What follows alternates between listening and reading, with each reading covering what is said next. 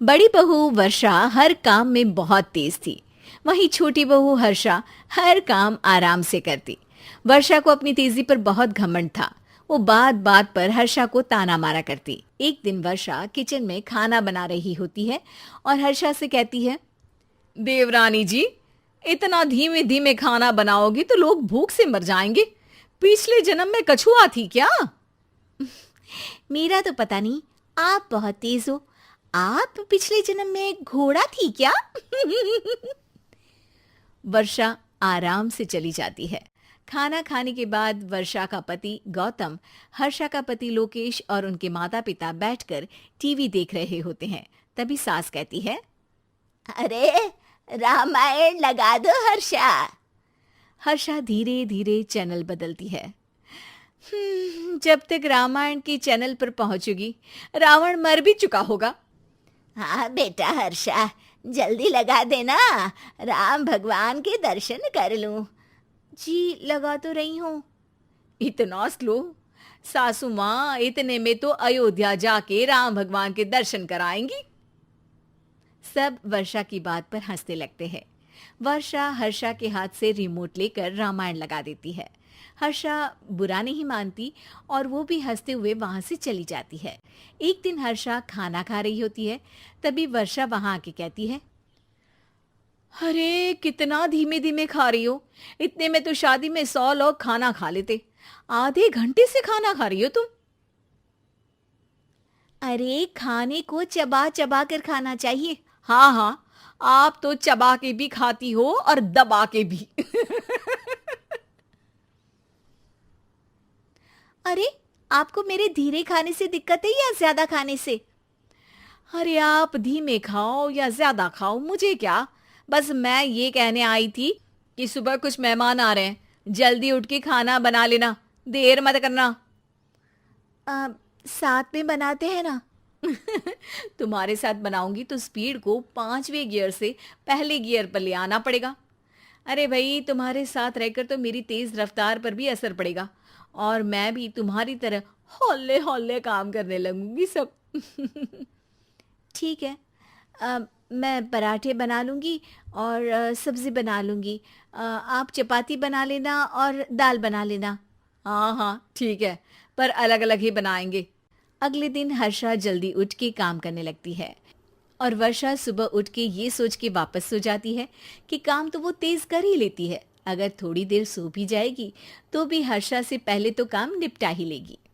हर्षा बेटा, आज भगवान के लिए थोड़ा जल्दी हाथ चलाना। हाँ, मेहमान आने ही वाले हैं। जी हाँ माँ, आटा गूंद लिया है, आलू उबल रहे हैं, पराठे बनाने ही वाली हूँ, फिर सब्जी भी बना लूँगी। इतने में ही वर्षा वहाँ आ जाती है। माँ जी, मेरा तो आप टेंशन ही मत लो, अभी उठी हूँ, लेकिन देखना खाना फटाफट राजधानी एक्सप्रेस की स्पीड से बना दूंगी। इतने में ही मेहमान आ जाते हैं। आइए आइए आइए, खाना बन ही रहा है, चाय बनवा लेती हूँ पहले आपके लिए। सास किचन में आती है।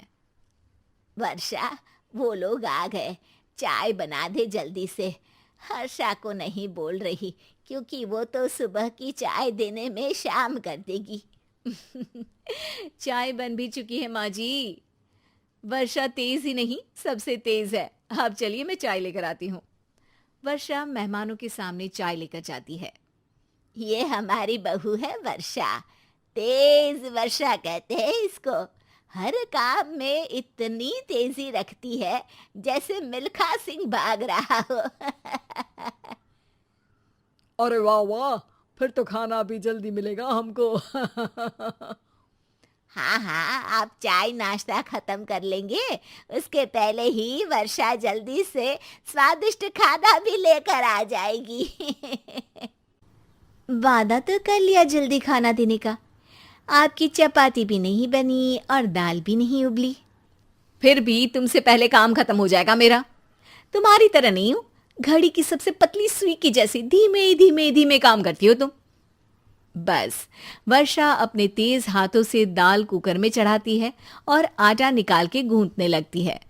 थोड़ी देर में कुकर की तेज सीटी बजती है और वर्षा का हाथ डोल जाता है।